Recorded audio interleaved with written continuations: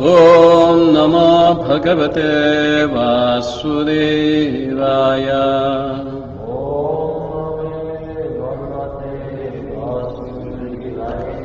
ॐ नमो भगवते वासुदेवाय।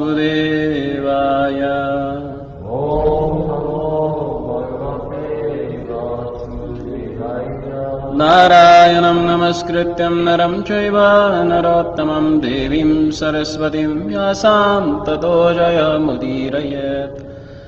नष्टप्रायेष्वभद्रेषु नित्यं भागवत सेवया भगवति उत्तमश्लोके भक्तिर्भवति नैष्टिकी। कृष्णाय वासुदेवाय देवकी नन्दनाय च नन्दगोपकुमाराय गोविन्दाय नमो नमः। नमो नलिननेत्राय वेणुवाद्य विनोदिने राधा अधर सुधापानशालिने वनमालिने। महाभावस्वरूपास्त्वं कृष्णप्रिया वरीयसी प्रेम भक्ति प्रदे देवी राधिका त्वं नमोस्तुते। So reading from Srimad Bhagavatam, Canto 2, Chapter 4, the process of creation. And we are reading the prayers that has been offered by Srila Shukadeva Goswami to their Lordship. And these prayers are like just before,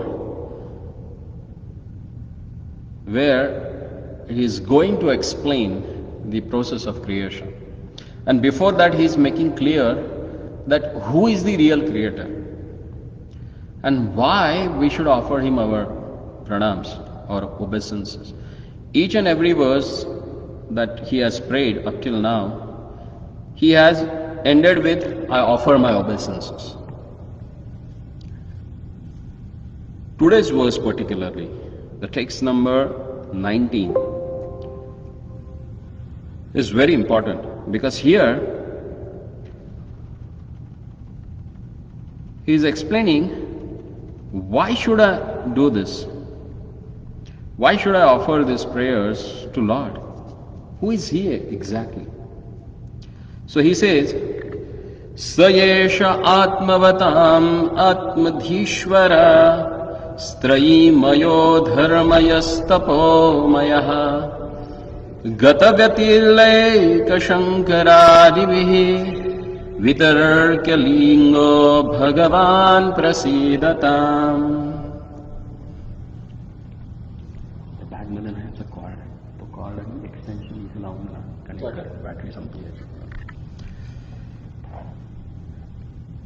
Sayesha Atma Atmavatam Adhishwaras. Who is Lord? Sayesha, he is that who is Atma Atmavatam Adhishwara. Atmavatam means the self-realized, and Atma means super soul. So he is the super soul of those who are self-realized. That's why I'm offering my obeisances to the Lord. Next he says, he is the personification of the Vedas.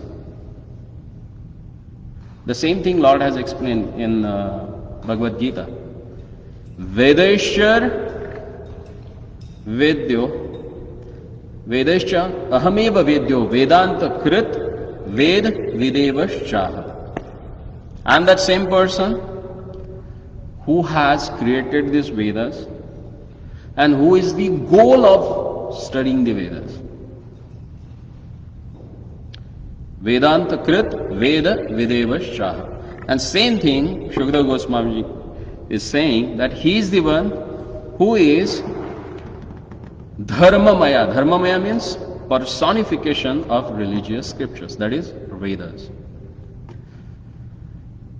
Then further, Tapamayaha. He is the personification of austerities. In the previous canto,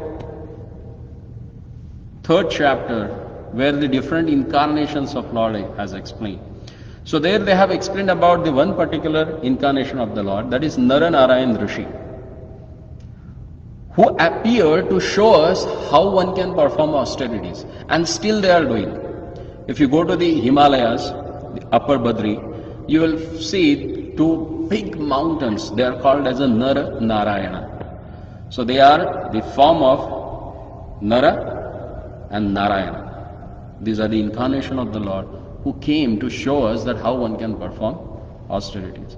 So that Lord is Tapamaya, the personified austerities. He is worshipped by Brahma, Shiva and all those who are transcendental to all pretensions. So what it means?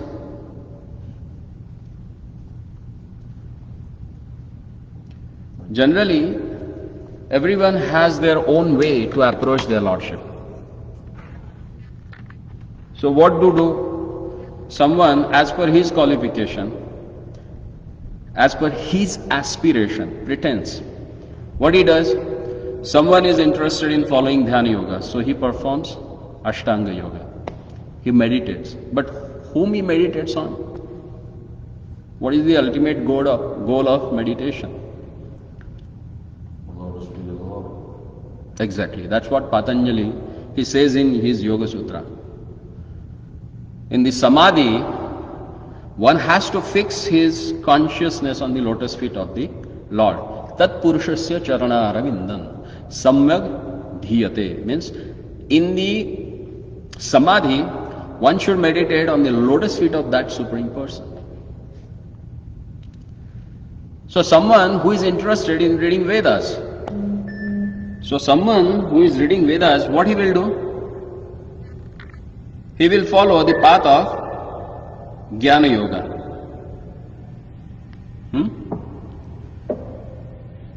Through Jnana Yoga, he is going to study Vedas only. And what are the Vedas?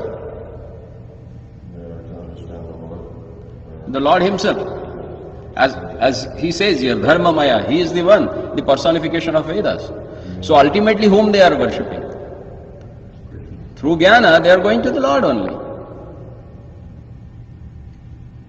Through Karma Kanda, some people, they are more interested in performing rituals, performing different pujas, different yagyas, giving charity, performing austerities, vratas, anushtanas. For what? Hopefully for the Lord. Ultimately, see, any Karma Kanda, it is nothing but the sandwich of holy name. It starts with chanting the holy name of Lord, and ultimately it ends with the chanting the holy name of Lord. What you have to do first? The first ritual in any Karma Kanda is called as a Atma Shuddhi. For that, what they do? They do Achman. Om Keshavaya Swa, Om Narayanaya Swa, Om Madhavaya Swa. They chant the holy name of Lord. Any Karma Kanda, they worship any demigod in this world. Even they worship Bhutas, Ketas, Pretas, or any Rakshasas, Tantra, black magic, anything. Before starting, they have to do Achman. And this Achman, they have to chant the name of whom? Lord Krishna. And ends it with, there's one particular thing where they give up everything, whatever they have done. They said, Yat karishye, whatever I have done, Yat karishyami, whatever I am going to do, what I am doing? Tad eva tvam arpanam. I am going to offer it to you. Who is that you? There is a nice verse that's from Srimad Bhagavatam, and they chant at the end of all the Karma Kanda. Which one is that? Joshi ji. Kayena vacha manaser indriyarva buddhyatmavana prakriti svabhavat karomi yadyat satatam parasmai narayana yadi samarpayami. What I am doing? Kayena, whatever I do with this body, vacha, with my speech, kayena vacha manasaha, with my mind, indrayerva, through my senses, buddhyatmara prakriti svabhavat, with my intelligence, or according to the nature that I was born with. That is Swabhava. The nature that with I was born.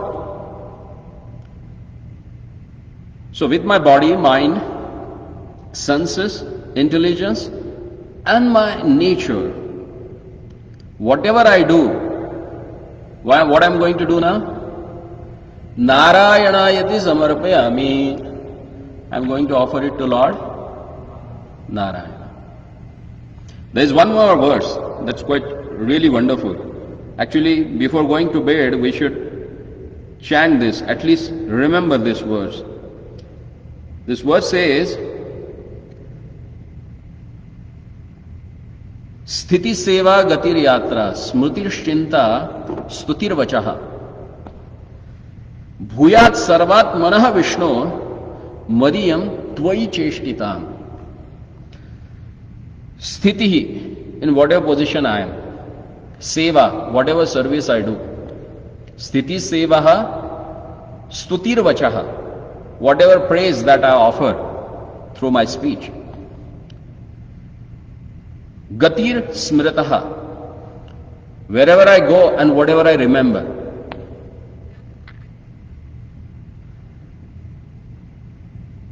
Smritish chinta, gatir yatra and smritish chinta, whatever chinta, the anxieties that I have, or whatever I try to, sometimes chinta means meditation also. Whatever I chintan, whatever I meditate on. Smritir chinta, gatir yatra smritir chintaha, stutir vachaha. So whatever I offer prayers.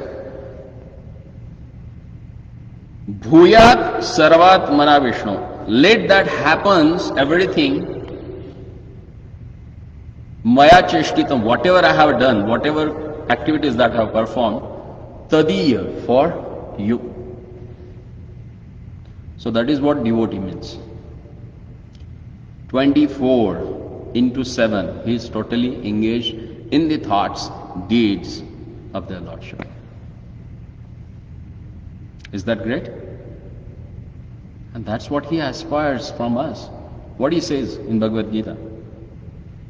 Satatam kirtayanto mam. Next. Yatantasya dhrudavrataha. Dhrudavrataha. Vrata means who has taken a vow. What kind of a vow? What sort of a vow? Temporary? Dhruda. Dhruda means with determination. With full determination, he has taken a vow of what? Satatam kirtayanto mam. Constantly, always remember him, discuss about him, think about him. Such a person is dear to the Lord. So coming back to the point, even someone follows the karma kanda, ultimately Sri Krishna arpanamastu. They put a water on the hand and offer everything to Lord Krishna. What to speak of other demigods? Even the controllers of the demigods, who are those? Lord Brahma, Lord Shiva, they are the controllers of the all demigods. They worship that Supreme Personality of a Godhead. Being so revered with awe and veneration, may that Supreme Absolute be pleased with me. So what is the aspiration of devotees? They aspire that Supreme Lord. Jagadishwaram Ishwaram Idyavaram. Who is Jagadish? Who is the Lord of the whole universe? Idyavaram, who is topmost among the all controllers, who is the Parameshwara. Suravandya Suvandya Mukunda Harim. Suravandya, who is worshipped by the demigods.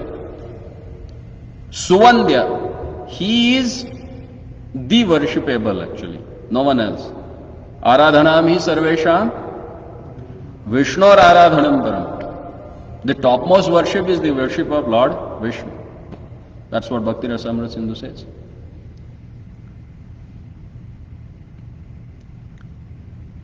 He said, that Lord, who is the master of the whole universe. See, actually Srimad Bhagavad Gita is nothing but formulas. Lord has given whole knowledge in nutshell in the form of sutras, formulas. So how to apply those formulas in our day-to-day life? That we can learn from Srimad Bhagavatam. Because there, the application of those formulas in day-to-day life has been done by the great devotees.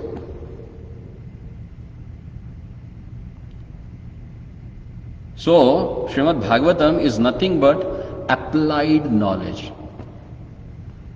You must have studied applied mechanics in first year of your engineering. Huh? What is that applied mechanics? The law of mechanics applied to real world systems. Generally, whatever the laws that you have learned from your primary to secondary and then higher education, how they can be used, how they can be materialized in your day-to-day functions, that is showed, illustrated in applied mechanics. So same way, Srimad Bhagavatam is nothing but the applied Bhagavad Gita.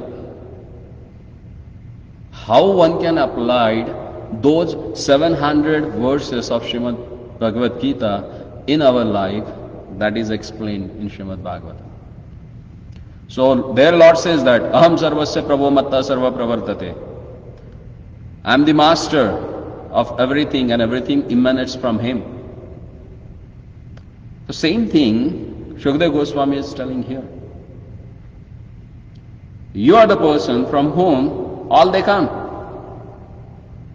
And that's why they offer their awe and reverence to you.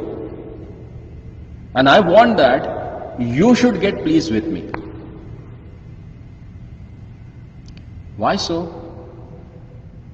In the previous verse we have seen even the most abominable creatures, human beings, untouchables, even they take the holy name of Lord, and what happens to them? They get totally purified. They become qualified to ascend the abode of their Lordship. To go there, be with Him, and perform pastimes with Him. How that happens? Only by chanting His holy name. Hare Krishna, Krishna Krishna, Hare Hare, Hare Rama, Rama Rama, Hare Hare. And that's what the scripture says. Kalisantam Upanishad clearly says, Hare Nama, Hare Nama, Hare Nama eva kevalam, kalau nasteva na astieva gatiranyatha. Gati means destination, or sometimes the process through which you can attain your destination. So in this age of Akali, there is no other way. No asati eva. There is a nothing. There is a nothing. There is a nothing. Only Hare Nama, Hare Nama, Hare Nama eva kevala. Only the holy name of their Lordship. That can save us from everything. Because as we are born in this pitiful condition of life, in this age of Akali, we are adorned with 4 wonderful qualities, which keeps us shackled in this world only. You must be confused why I am saying those are wonderful qualities. Huh? Because we think so and we don't want to give them up, That's why they are wonderful. Which are those?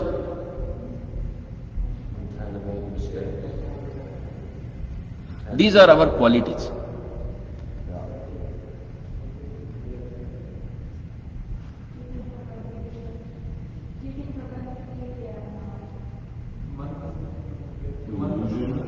Huh? We kind of have mistakes, we kind of we are losing the tendency. Prayena alpayushah sabhya kalau asmin yuge janah manda sumanda matayoho mandabhagya upadrataha. One is manda, all we are lazy. What that means?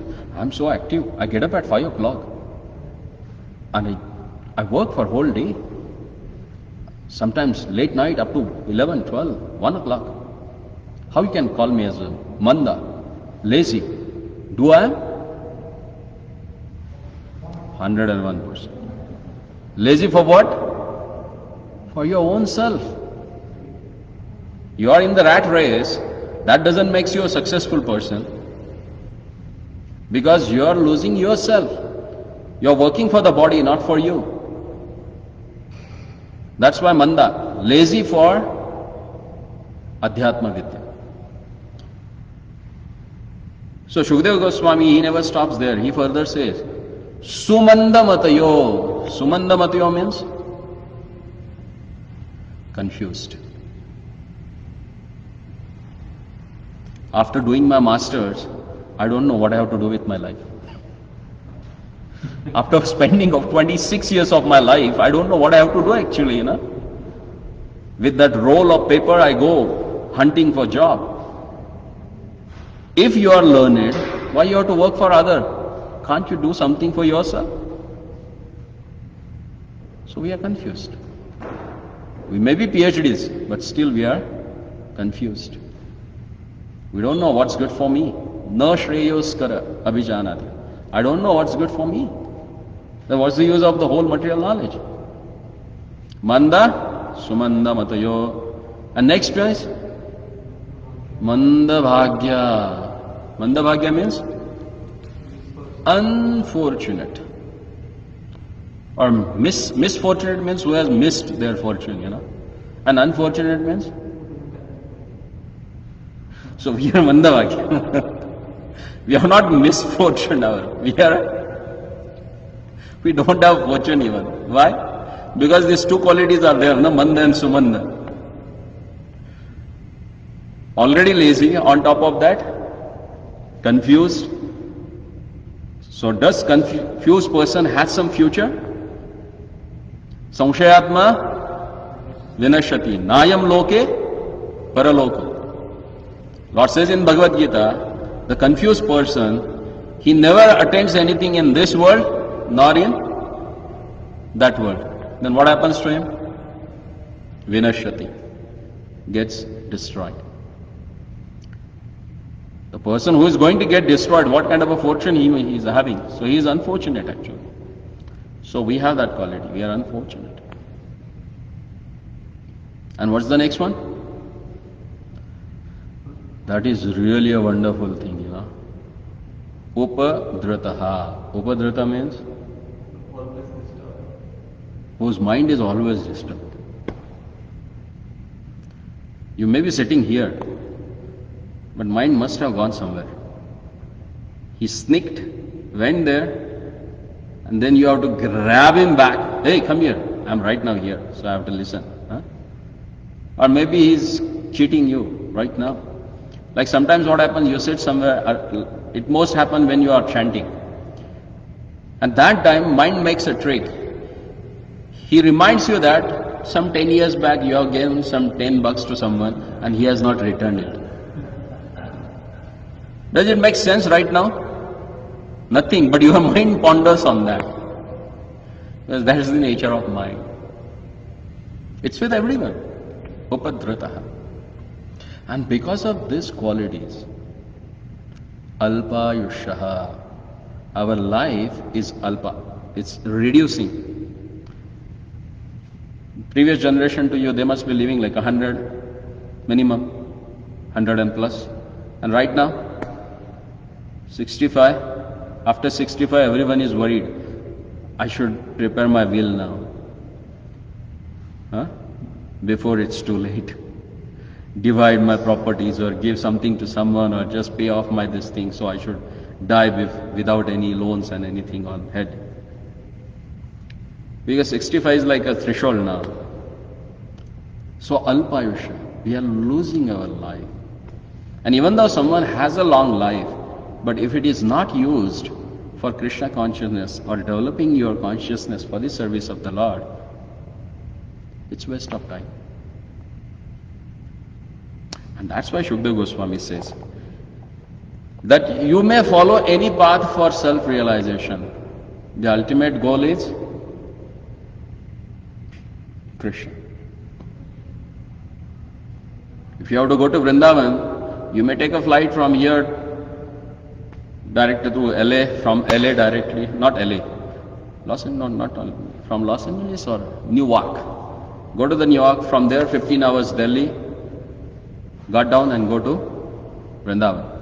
Someone may take another route, they go via China, travel for 30 hours, reach to Vrindavan. So it depends upon you which path you want to take. But ultimate Delhi destination is back to Godhead. Whether you want to go immediately or whether you want to loiter around and then go back, it depends upon you. Intelligent person, what he does? He finds out the shortcut. And here the shortcut has given. And that shortcut is catch hold the lotus feet of some elevated devotee, because he is going to go to Krishna only. So if he goes there, his feet will go there also. So just hang around. And that's why Prabhupada said, never leave ISKCON. Just hang around. Don't do anything. Just hold it. Don't leave it. Because this is what crossing this ocean of material existence. Whether you are in the boat or you are hanging outside the boat, ultimately boat will take you to the back to Godhead. But be in touch with the boat. Yatpada Pallava. Pallava means boat. Lord's lotus feet are like a boat. And who is always at the lotus feet of the Lord?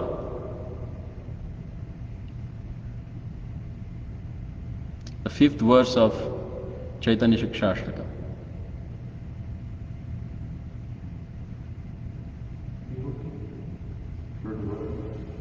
What is that verse? What is the aspiration of devotee? Vaishnava is devotee. Ai nanda tanuja kinkaram patitam mam vishame bhavam vado tava pada pankaja sthita dhulikana. The aspiration of pure devotee that they wanted to become a peck of dust at the lotus feet of the Lord.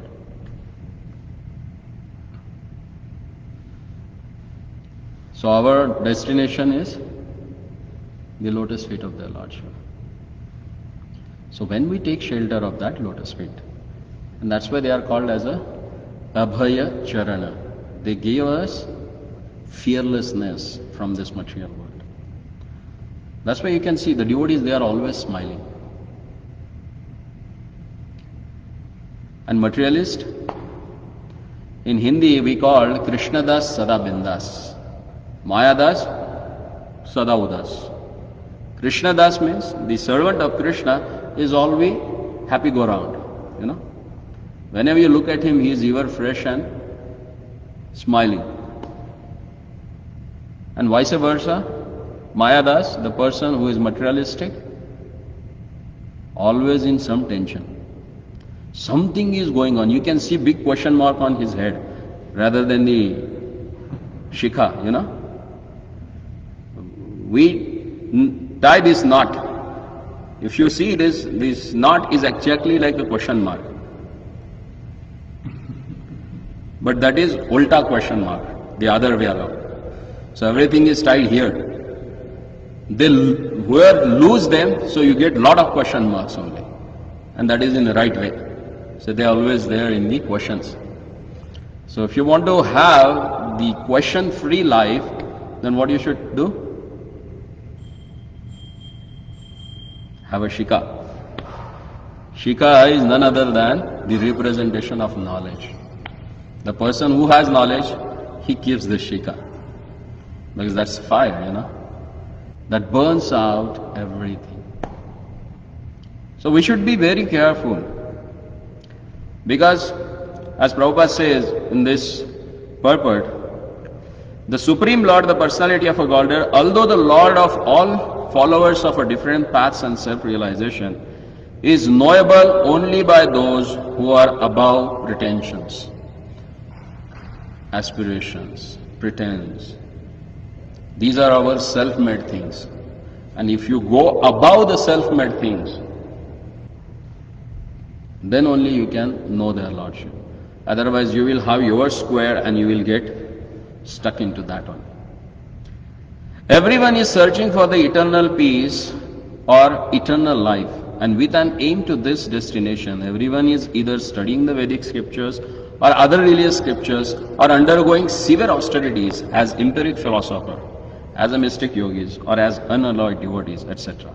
But the Supreme Lord is perfectly realized only by devotees because they are above all pretensions.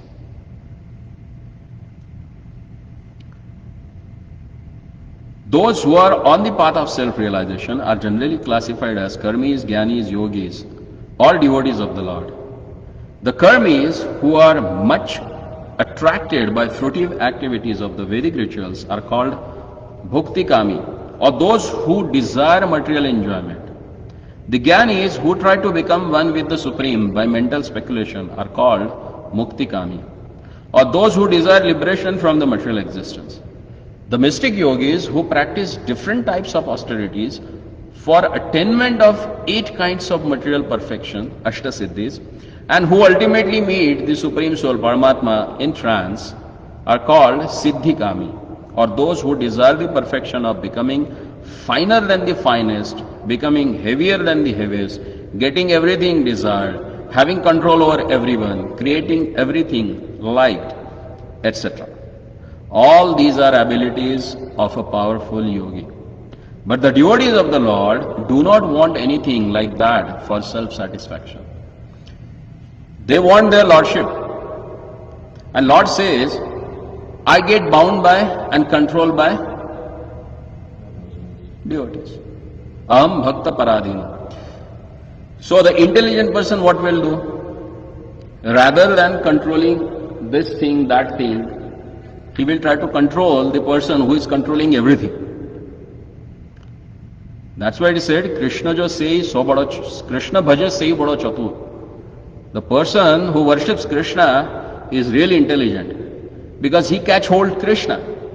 And Krishna says, Aham sarvasya prabhu, I am the controller. So rather than controlling things separately, trying hard for achieving something, if you control him, then what happens? Automatically everything comes under your control. But devotee never likes that. They never aspire for that. They never worship Krishna for that reason. In case if you have desire, you should worship Krishna like that. Then he purifies and ultimately you think that, oh my Lord, you be in the control. Because I have seen being a controller what happens. One time I was a Brahma, look at me what I am now, controlled by my own wife and my daughter. One time I used to control millions of souls in this universe. What is my precarious condition now? So I don't want to be a controller. You be the controller. That's devotee. They want only to serve the Lord because Lord is great, and as a living entity, they are eternally subordinate parts and parcels of the Lord. This perfect realization of the self by devotee helps him to become desireless, to desire nothing for his personal self, and thus the devotees are called Nishkami, without any desire for personal sense gratification. A living entity by his constitutional position cannot be void of all desires.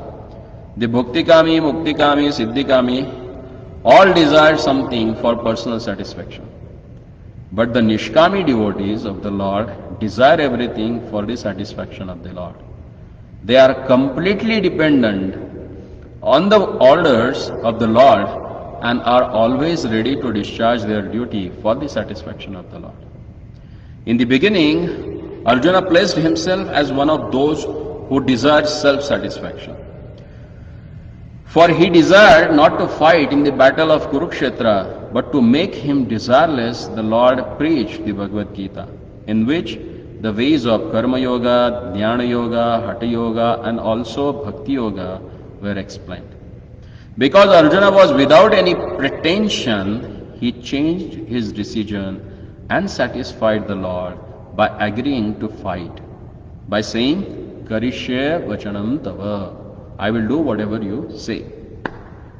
And thus he became desireless.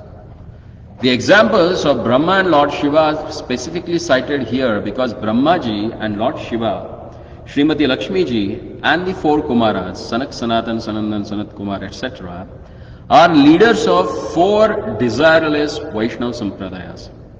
They are all freed from pretensions.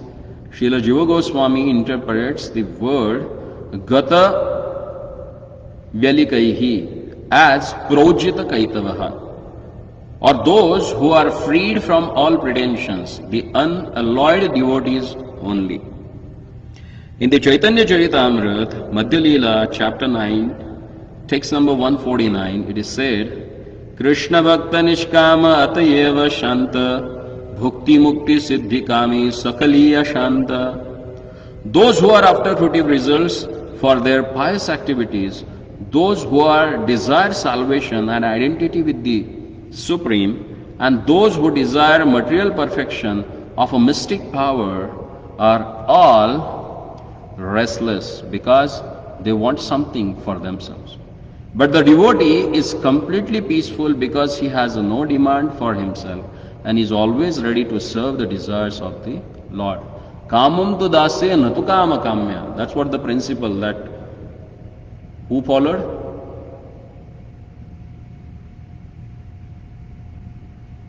Maharaj Ambarish.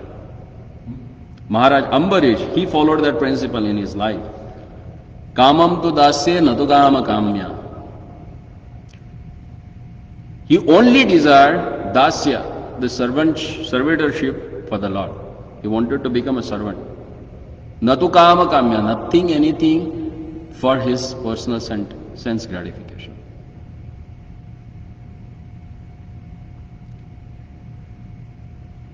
And that's why he was a Shanta.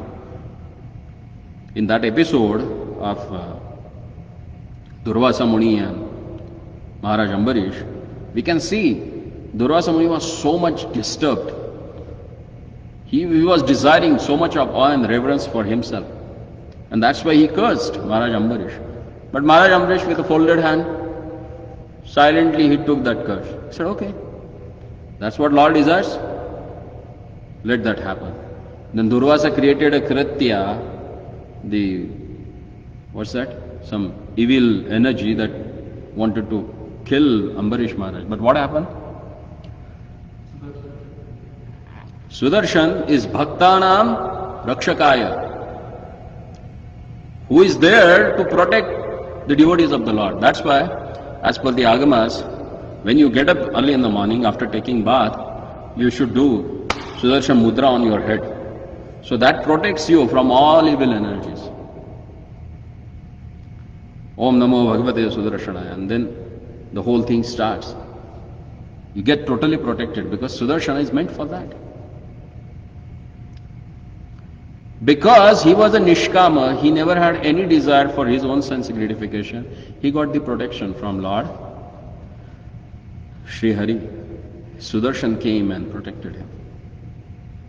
That never happens with Jnanis, Yogis or Karmis, because by performing karma they think that I get saved because I perform this Anushtan, this Yajna, that. No. You can saved only by the mercy of Krishna. Then further Prabhupada says here,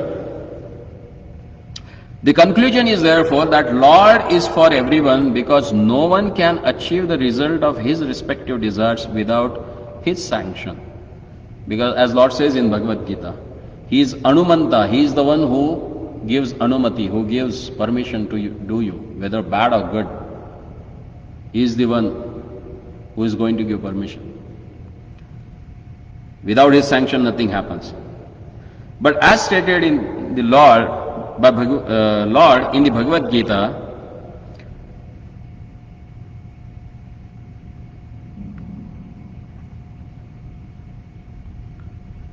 all such results are awarded by him only.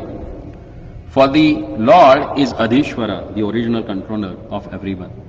Namely, the Vedantists, the great Karmakandis, the great religious leaders, the great performers of austerity, all who are striving for spiritual advancement, but ultimately he is realized by the pretensionless devotees only. Therefore, special stress is given to the devotional service of the Lord by Shukadeva Goswami. And then, in the next verse, he explains about the Pati. Pati means who protects you. Pa iti saha, who protects you from the fall down. So who is that? Who is that ultimate Pati? That has explained in the next verse of this chapter. And that we'll discuss next Saturday. So any question, any comment? Should I repeat the whole thing? The only way to get complete control is to completely give up anything. See why Lord Krishna is adored by everyone. See, it's not that heroic deeds in this world that attracts people. If you go back in the history, whom really the people they adore? They adore the people who has renounced, who has given up, who has given up for the sake of society. If you read this Arabic history, when they speak about the whole world, like they speak about China for its crafts. They speak about Greeks for their heroism. But when they speak about India, they speak only about the Indian saints, not about kings, nothing. Why? Because those saints, they have given up everything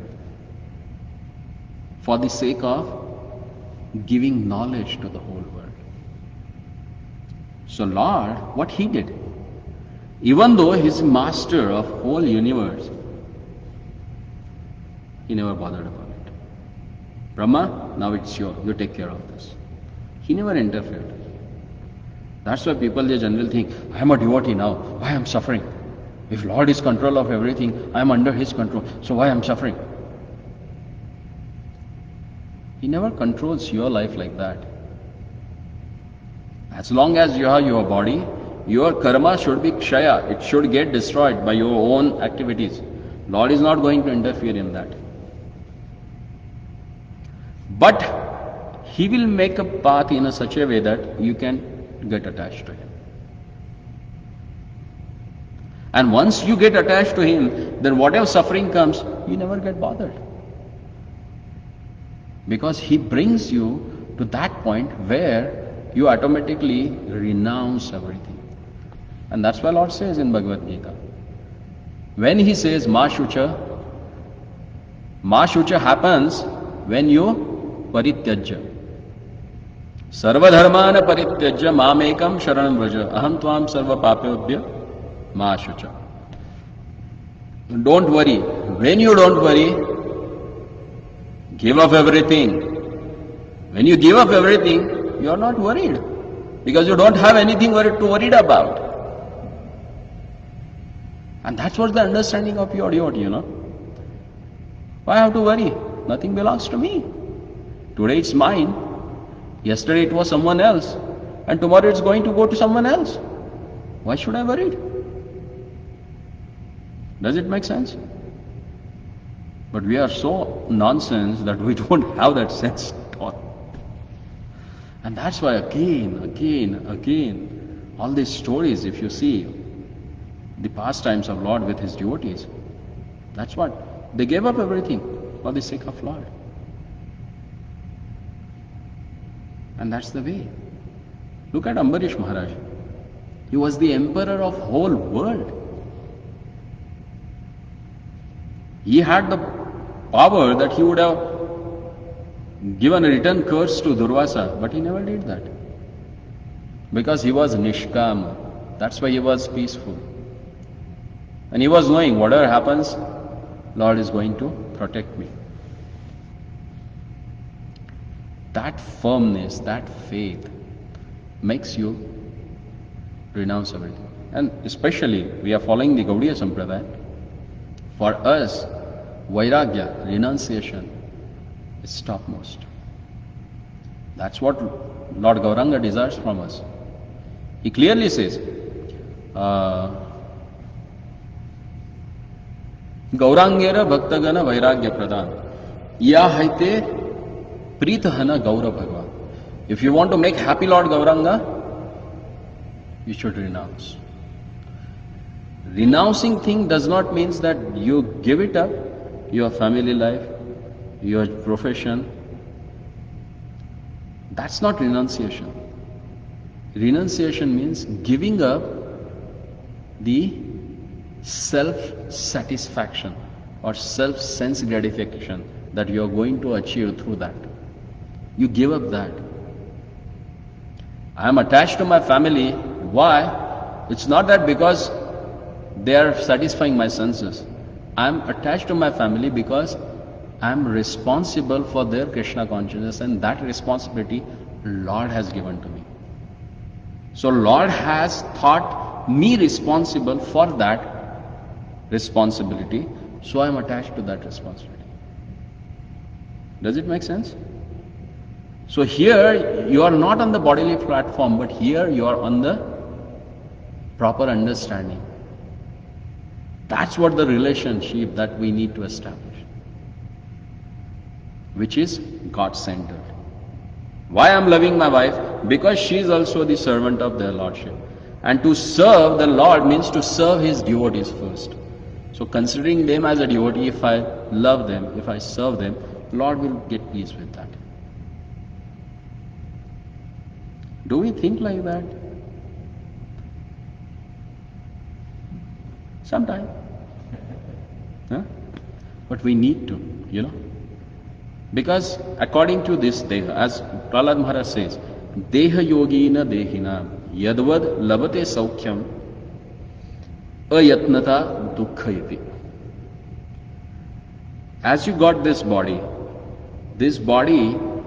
has certain things that has come along with this body. A certain amount of happiness, certain amount of relations, certain amount of sufferings. As long as you have this body, they are not going to leave you. Whether you become pure devotee or you become a demon, you have to suffer, enjoy, become reckless for that things. You have to be, because you have this body. Because yadvad labate saukhat. Without endeavoring, sometimes you get happiness. And without endeavoring, sometimes you get sufferings. Do we really endeavor much to get suffer more? We always not. We always try to work in a such a way that we can get happiness. But still we don't get. And sometimes it comes like in abundance, Because it is according to this body. So never compare yourself with others, because everyone has their own package. Don't waste time in that. Be contained. Ishavasam idam sarvam yat kinchim jagatam jagat. Whatever yours is there, you are going to get it. You don't have to worry about that. Because Lord's system is Purna, absolute. He has given you teeth, definitely He is going to give you food. That's why teeth are there. If He does not want to give you food, why He will give you teeth? Huh? Purnamada Purnamidam Purnat Purnamudachyate Purnasya Purnamadaya Purnamevavashishyate. Everything has its absolute use. And unless and until you connect with the absolute, you are not going to understand that. And that's why this whole process is there, through which we can get connected to the Lord. And really absolute happiness that we can achieve. Does it make sense? It's so wonderfully explained in Srimad Bhagavatam. That's why it's said in the 12th, 13th, 15th. 12th canto, 13th chapter, 15th verse. Tad rasamrita triptasya na asti ratihi kvachit syat. Sarva shastrartha idam Srimad Bhagavatam uchyate. The essence of all Vedic scriptures is Srimad Bhagavatam. And once who gets satisfied with the one verse of Srimad Bhagavatam, he never gets any taste in anything in the world. That's what the translation. Read it. Srimad Bhagavatam is declared to be the essence of all Vedanta philosophy. One who has felt satisfaction from its nectarian mellow will never be attracted to any other literature. We have an example here. Within 4 months he has finished Srimad Bhagavatam. When I met him last time, he told me that he is somewhere in 2nd canto. Now he has finished 10th canto. 4 hours, 6 hours, 8 hours a day. Because it rasa amrita. It's the elixir of life. And once you taste that, and really you get taste of it, you will not get satisfied with anything in this material world. Because everything will look tasteless, rotten. Is that true? So this is what applied knowledge. Okay, Aarti. Sorry. Srila Prabhupada की ग्रंथराज श्रीमद् भागवतम की आप सबकी जय. Thank you so much. Hare